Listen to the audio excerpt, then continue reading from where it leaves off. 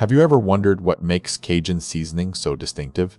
Today, we're diving into the blend to uncover how it balances heat with flavor. Cajun seasoning originates from Louisiana and is a robust mix of spices.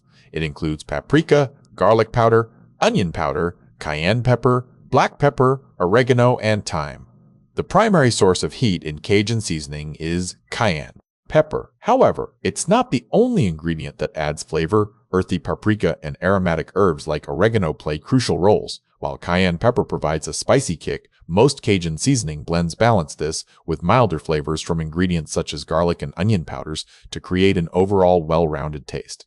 The composition can vary by brand, but a typical blend includes paprika for color and mild heat, garlic powder for depth, onion powder to enhance the savory notes, and cayenne pepper for its spicy kick. Cajun seasoning is perfect for home cooks looking to add excitement to their meals. It's versatile and can be used in a variety of dishes, from proteins on the grill to stir-fried sides. In summary, Cajun seasoning is spicy, but also rich and flavorful. It's a blend that balances heat with earthy, aromatic spices to create a unique taste profile. Now you know more about the complexity of Cajun seasoning.